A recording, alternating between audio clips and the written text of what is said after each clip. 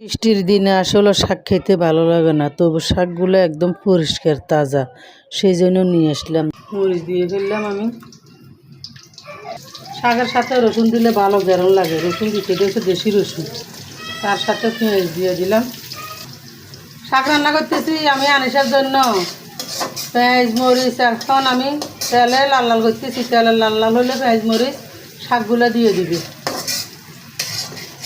অনেক কালবৈশাখী শুরু হয়েছে আজকে, বাইরে অনেক বাতাস, বৃষ্টির জন্য রান্না করতে পারতেছি না, জানালা দিয়ে বাতাস ঢুকে। মরিচ পেঁয়াজ কষানো হয়ে গেছে আমার, এখন আমি শাকগুলো দিয়ে দিতেছি।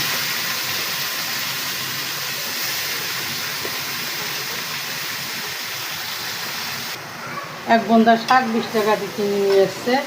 এক বন্ধা শাক দেখেন কতগুলো হয়েছে, অনেকদিন ধরে কলমি শাক আনা হয় না, তো আপনাদের বাইয়া কলমি শাক নিয়ে এসছে আজকে। আর ছেলে নিয়ে আসছে মুরগি, মূলা, বেগুন, সবজি সব নিয়ে আসছে।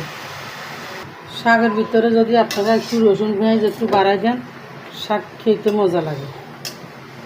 আর শাকের সাথে একটু রসুন বাড়াই দেওয়া লাগে, তো আমি একটু রসুন শাকের ভিতরে বাড়াই দিচ্ছি। আসলে শাকে বেশি রসুন দিলে ভালো লাগে, জেরান সুন্দর লাগে, খেতেও ভালো লাগে।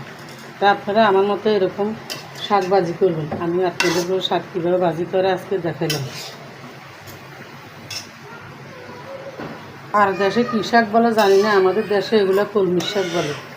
এক বন্ধা শাক দেখেন এক পাতিল হয়েছে, রান্না করলে পাতিলের তলায় পড়ে থাকবে, বুঝা যাবে না এখানে এক বন্ধা শাক। আর এক চুলে ভাত বসাই দিছি, আজকে কারেন্ট ডিস্টার্ব করে সেই জন্য রাইস কুকারে ভাত দিই। তো আমার শাকভাজি হয়ে গেছে, কী সুন্দর একবারে জলচোরা শাকভাজি করা হয়ে গেছে। এরকম জলচোরা করা শাকভাজি আপনাদের কার কার পছন্দ, ছোটো করে একটা লাইক একটা কমেন্ট করবে, করে জানাবে।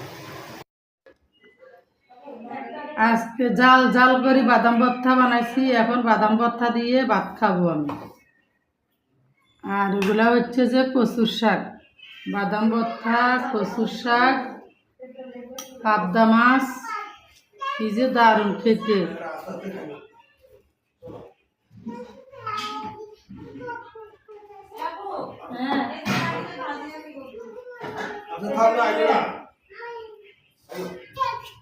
জাল জাল করে বাদাম ভর্তা দিয়ে খেতেছি।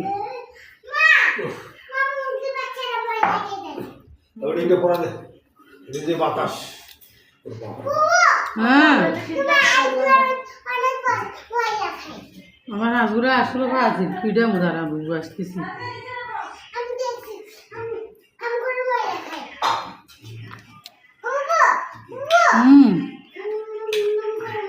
তুমি বাদাম ভর্তা দিয়ে ভাত খাবে? জাল জাল ভর্তা দিয়ে তুমি ভাত খাবে? হ্যাঁ।